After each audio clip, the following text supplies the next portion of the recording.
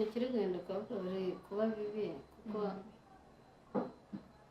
yambwiye ngo nshobora kujya Kanombe ashaka kunyandikira transfer y'I Kanombe. Ariko icyo kuvuga ngo ugiye mu rugo ugiye guteka urakarutse uroza hano ugiye koga, icyo kuvuga ko kibiryo cyo ngewe ndakishingiye. Nzi bacu mwese mudukurikiye ni kuri Keza TV show nk'ibisanzwe, nongeye kubasuhuza kandi mbikuza gukomeza kugira ibihe byiza mwese tubana umunsi kundi. Reka nizera ko meze neza mwese aho muri arabari mu Rwanda n'abari hanze y'igihugu mwese ndabasuhuje, ndabashimira ko nama n'ibitekerezo mugenda mwandika muri comment. Nukuri inama zanyu zifasha benshi n'ubundi bufasha mugenda mutanga bugiye butandukanye kuri buri muntu tuba twaganiriye, ndetse n'abandi muri rusange mugenda muha ubufasha n'izindi nyunganizi zigiye zitandukanye. Imana igisubiza aho mwakuye. Basuye mama Salomo kwa muganga nkuko n'ubundi ubushize twigeze kumusura dusanga arwaje umwana. Abatarakurikiranye ikiganiro cyahise arwaje umwana, arwaye umutima, ariko babimenye nyine bitinze bamujyana kwa muganga. Ariko ngira ngo ikiganiro cyose twagishyizeho mwarakibonye, yadusobanurira uburyo umwana yafashwe, byose yarabitubwiye. Ariko nyuma y'igihe navuze nti reka nongere musure, naramuhamagaye kuri telefone ambwira ko akiri mu bitaro. Ndavuga ni reka nongere mugereho ndebe uko ameze, twumve n'umwana burwayi niba hari ikiri guhinduka, niba sari koroherwa, tuganire nawe mbese tumenye kugeza ubu, kuko hashize igihe numva amezi 2 agiye gushira ari kwa muganga. Urumva icyo gihe ni kirekire urwaje umwana uri umuntu umwe, nta muntu ufite ugusimbura, nta ufite uhamagara. Ku bantu rero mu bababyeyi murabyumva uburyo biba biremereye muri kubyumva. Rero namusuye kugira ngo tubashe kumenya kugeza kuri ubu umwana agerewe kuki, kubijyanye no kurwara, hari ikiri kugenda, icyizere nyine cyo gukira kirahari. Turaza kuganira na muganga, nawe araza kuza kutubwira nabonye ahari, nawe atubwire ku ruhande rwe nk'umuganga ari kubona umwana uburwayi bwe bugeze ku kihe kigero. Reka ndeka gutinda rero mama Salomo banze nawe atubwire uko bimeze ubu ngubu kugeza kuri inshuro uko umwana amerewe, nawe ubwe umurwaje uko ari kubyitwaramo kurwaza umwana uri umwe, ujya guteka, uza, urara, wirirwa, nta gusinzira ubona cyangwa se kuruhuka. Mama Salomo umerewe ute? Ndaho gake nyine gutyo bivana n'ababibona. Kagomba kuba gake ko kagomba kuba gake.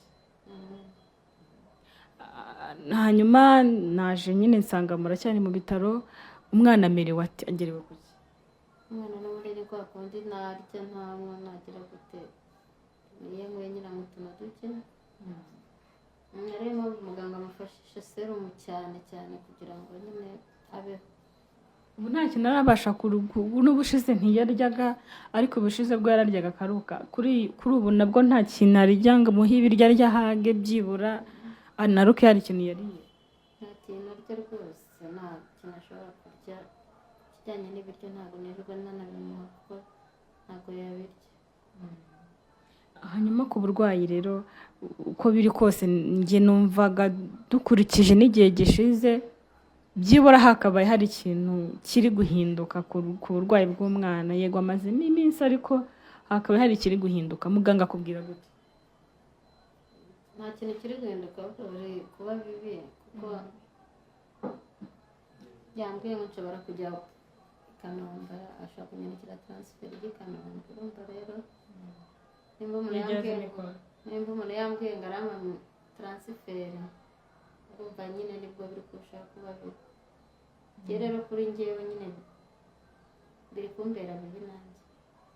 Hanyuma ku ruhande rwawe nk'umubyeyi uri gukora ibyo ushoboye, uri gukora ibishoboka. Hanyuma uwo mwana afite papa we, ari nawe koko papa Salomo afite papa we. Hanyuma ubushize watubwiye ko utigeze umubwira ko umwana yarembye, ngo kubona ntacyo yakumarira, ariko siga nkusabye kuzabimubwira kugira ngo umwana atazarwara akaremba akazavuga ngo ntiwamubwiye, mbese kugira ngo atagira ikindi kintu icyo ari cyo cyose yakitwaza ku kibazo cy'umwana.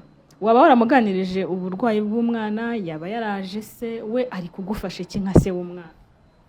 Njye narabimubwiye, arambwira ngo ni wowe wabiteye kugira ngo umwana amere gutyo, biza kumuma nta kibazo aba afite. ubwo nyine arambwira ati kuba arwaye niwe wabiteye numva ntabwo nabimenya ariko yarambwira ati kuba arwaye ni wowe wabiteye uza kumumpa nta kibazo yakaba afite kandi arambwira ngo kandi wose wo gupfa azakira ntarakandagira hano na rimwe ntabwo arahagera ariko hari icyo yohereza se byibura cyo kubafasha ahubwo urumva nyine twabivuganye gutyo nyuma yaho ntabwo arongera kumbaza ngo umwana ameze ate ubwo ni kuri telefone gusa twavuganye icyo gihe rimwe ntabwo arongera kumbaza umva rero ntabwo nahora mpamagara umuntu ejo umugore atazagira gutya akavuga ati abamwihamagarishwa wenda hari ibindi bapanga ejo nanjye ngirire nabi ubwo mu gihe mumaze hano ntarakandagira hano nta n'umugore nta muntu uragusura muri we ntabwo arahakandagira pe aje nanamureka akaza ariko umugore we biragoye kuba namuha umwanya kugira ngo aze we biragoye ariko ise umwana aje namureka akareba umwana yerega buriya biterwa n'ikiba kizanye umuntu ntiyanaza ngo mwirukane ahubwo ikibazo ni umutima wo kumva yuko nta kintu bikubwiye kuba umwana wawe arwaye ntacyo bivuze kuba umwana ntuvuga ati reka nohereze wenda ntatange amafaranga menshi da reka nohereze iki 1,000 kirafasha umwana cyangwa babashe kugura n'amata y'umwana mu mutwe babisiyemo birangire kugeza ubu ntiyanavuga ati reka mace n'umwitemberere mbanze ndebe umwana wanjye ashobora kuhaca nyine nawe mubwiye gutyo nimba yarabizi ko wenda azarwara ntabwo mbizi kuko wumvaga ko nta kintu nyine kimutunguye cyangwa se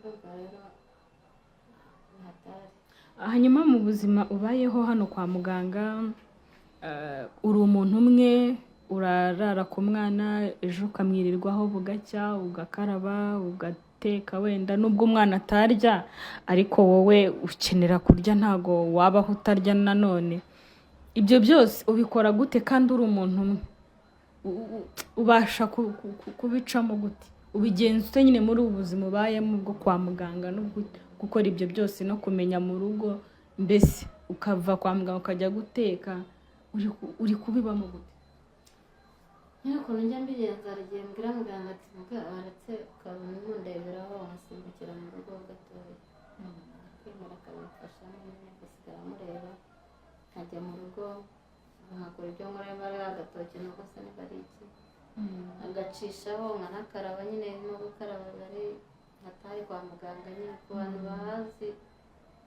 urabizi ko biba ari danje ngenda nkakaraba neza nkahindura imyenda ubwo nkongera nkagaruka ariko nyine bisaba gucapurisha nyine ko mbaza n'umusizi umwana kandi muganga bari gukurikirana n'abandi barwayi ubwo muganga niwe ukurebera ukajya gushaka utwuzana two kurya undi muntu rwose aho hanze urangeraho hanyuma no mu baturanyi sinzi wenda hari ukuntu umuntu agira ikibazo n'inshuti zikagenda buriya ngo inshuti zibona mu byago mu baturanyi muturanye mu bari inshuti zawe nta bantu bajya bagerageza kukugeraho cyangwa se ngo bavuge bati reka dutume umwana cyangwa reka tukohereze 500 ugure n'irindazi nta bundi bufasha urabona bwaturuka hariho hose ni we wenyine wimenya njye nyine nimenya keretse umuturanyi umwe nyine wohereje umwana amuha igikoma muri teremusi yageze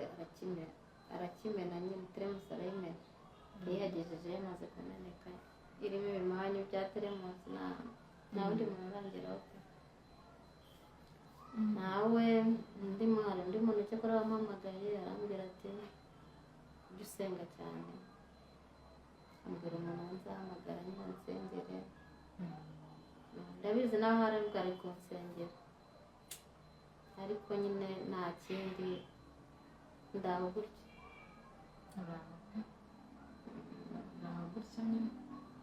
ariko bakubwiye ngo ujye usenga ni byiza nta n'umuntu ubaho adasenga no kuba umuntu ari muzima no kuba umwana akiri muzima arwaye iyo ndwara nabwo ni imbaraga z'Imana gusa n'Imana ikimurinze hanyuma ibijyanye no kwa muganga byo ubuvuzi nyine ufite mituweli ndakeka urayifite mituweli ndayifite nyine ariko sinanayanze pe ni nziza cyane mituweli irafasha ariko ntabwo ikuvura 100%.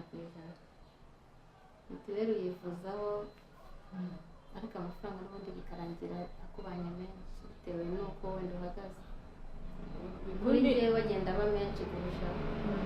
Hanyuma ikindi mituweli ntabwo ikora ordinance, bakwandikira ordinance ukajya kugura imiti hanze, wagera ugasanga nta mafaranga yayo ufite, ugasanga nabyo ni ikibazo. Usanga mituweli ntabwo nanone si kimwe no kwivuza 100%, hari aho igufasha, hari burya ayo utanga yose haba hakoze mituweli, gusa nyine nuko kuri mituweli hari imiti wagura hanze nyine irahenda, gusa nawe uko byaba bimeze kose uri kwa muganga ukoresha amafaranga. None ntiwavuga ngo uri kwa muganga ngo barakuvurira ubuntu, ntabwo bikunda. Igihe cyose uri kwa muganga nyine birumvikana ko ukoresha amafaranga, noneho ukaba uri kuyakoresha nta naho uri kuyakura, nta kazi, aho uba bari kubara, aho uba nyine ugasanga ibintu byose ni amafaranga, kandi ayo mafaranga yose ari kuza ngo uyatange nta hantu ari kuva. Ubundi igihe nuko nyine nta kintu warenzaho, ariko nahoze mvuga ati ngira n'umurima iwacu nkaba mufite, mba narawugurishije kugira ngo nirwanire, ariko izi saha nta kintu mfite, nta kubona n'abantu bose babimenye ko nta kintu mfite n'iki na kimwe. Kuba ntacyo bwo nyine ntacyo, nta kigaragara, nta mutungo ngira, nta butunzi mfite na bumwe ku buryo nashobora gukoramo ngo nitabare, uretse abagira neza bonyine. Hanyuma ubu ngubu wa mugani ubuzima mu bigaragara burakugoye, nibihe bintu bikugoye muri kino gihe bigaragara uvuga uti wenda byose n'ubundi muri rusange biragoye, ariko ni ibihe bintu bikugoye uri kubona muri buno buzima ubayemo bwo kwa muganga? Mbere na mbere nyine cyane kugura imiti birangoye, kubona icyo umwana akeneye nabyo ni ikibazo. Ikindi nk'ubu ngubu ndi hano kandi inzu zishyurwa, mba mu bukode bw'abandi kandi bugomba kuzishyurwa, burimo burabara amafaranga. Rero si ibintu umuntu yagira gutya ngo ahagarike abwire nyir'inzu ngo uhagaze mu gihe ntahari, nubwo ntayibamo ariko barimo barayibarira. Ibyo byose rero ndabisabira ubufasha bwose nk'abantu mwaba muri mu birebe, mugerageze buri wese agira icyo yakora, kubera ko n'ubundi niyo nava hano nkataha nkagera mu rugo bakanyirukana mu nzu, nabyo nta kintu byaba bimaze, nabyo ni ibibazo biza mu bindi. rero urumva ko umuntu wese ufite umutima ufasha ukagira icyo akora kandi Imana izabibahembera. Hanyuma mu bintu numva harimo wenda sinakubwira ngo nzajya ngo ndare hano ngo usimbure, wenda ibyo byose nabishobora, biranagoye, ariko ku giti cyanjye ikintu numva natangaho nanjye inkunga yanjye, urumva kuva hano ukajya guteka ukongera ukagaruka, wenda ibyo kwambara byo wagenda ukazanira imyenda rimwe ukajya ugenda gake ukagera mu rugo gake ukongera ukagaruka, ariko icyo kuvuga ngo ugiye mu rugo ugiye guteka urakarutse uroza hano ugiye koga, icyo kuvuga ko cy'ibiryo cyo ngewe ndacyishingiye. Ikijyanye no ubwo niba ari utubuto, niba ari umuneke abasha kurya umwana, niba ari utubuto bwoko ki, wowe uraza kuza kubimbwira, hanyuma ku bijyanye no kurya kwanyu ngewe ndacyitaho, nzajya mbimenya, ndabyishingira, wowe ujye wirirwa ku mwana umwiteho nyine, hanyuma uzajya ubona ibiryo bibagezeho, ariko utagiye kujya muri rwaserera uvuye kwa muganga ugiye guteka uragarutse ejo usubiye guteka urya. Ngewe turajya tuvugana, hanyuma amasaha ndayazi, bya mu gitondo bya saa sita byose ndajya mbimenya, ubundi nawe ugeragereze ku bindi, wenda ntawamenya hari n'undi waza akagira nawe icyo yumva ashobora yabasha, ariko icyo cyo kurya icyo ndacyishingiye, ntabwo uzongera kujya kubura ibyo urya muri make. urakoze cyane. ubwo rero ntekereza ko buri kantu kose umuntu yakora uba ugabanyije umusonga, n'uwaza akavuga ati iriya serumu imanitse nanjye y'ejo ndayigura, cyangwa y'ejo bundi nanjye ndayigura. Buriya buri kintu cyose kwa muganga kigira agaciro kacyo kandi kirakoreshwa. Buri faranga ryose usohoye kwa muganga riba ribara. Ni ukuvuga ngo rero iyo umuntu avuze ngo mumfashe, ntabwo aba avuze ngo tanga ibi bya mirenge, ngo tanga amafaranga, ngo terura ibi, oya, si ibyo. Uko ufite, uko uhagaze, uko umeze nyine, nibyo nubwo utabibona ukahagera. Ntabwo buriya gufasha ari ukuza ngo uze wikoreye, oya, n'umwanya. Buriya niyo uhaye umuntu umwanya wawe ukaza ukamureba, nta kwitanga ku rutugu. Buriya no kurwara cyangwa ukarwaza uri umwe, uri wenyine ku giti cyawe, uri umuntu umwe, nabyo bituma wiheba, nyine ibibazo birakurenga. Ariko iyo urwaye cyangwa urwaje ukajya ubona abantu baragusura, abantu baraza kukureba, muraganira, barakuganirije, umara akanya gato utihugiye, uri gutekereza bisanzwe, ariko udahora uri wenyine. No kwigunga ni bibi, nka kuno urwaje hari n'igihe birangira nawe urwaye kubera agahinda. Rero iyo umuntu avuze ngo dufashe, ntabwo tuvuze ngo se ngo ndamufashisha iki ko nta mafaranga, ngese ko nanjye nkennye. Yego urakennye, ariko ushobora wenda kubona iyo tike ukavuga ati kanege njye kumureba aho arwariye, basi abone ko mutekereje. Icyo cyonyine kiba gihagije. Naho bagiye bavuga ngo iyo umuntu ari mu bibazo nibwo abona inshuti. Ntekereza ko hari abaturanyi ufite, hari abo mwari inshuti, ariko ubu nta n'umwe uri kuza. Hari abajya bakugeraho byibura b'inshuti zawe cyangwa umuturanyi. Nta muntu w'inshuti yanjye urangeraho wundi uretse woroheje umwana gusa, nta wundi muntu urangeraho. ubwo nyine ndimenya. urimenya. Rero iyo umuntu abizi ko ari nyakamwe, ubaho muri ubwo buzima nyine ukabwakira. Wowe icyo usabwa nyine no gusenga, no kumva ko kugera kure atari ko gupfa nyine.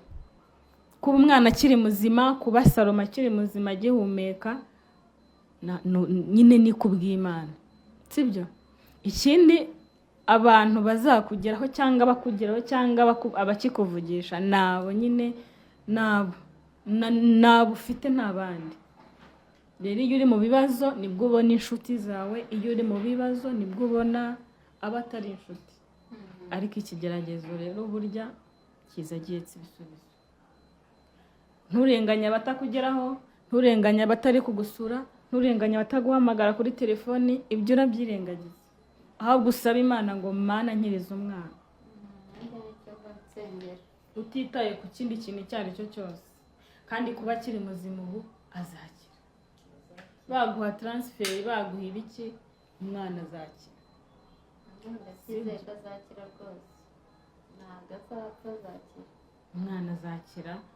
Njye ntekereza ko nta kibazo kidafite impamvu.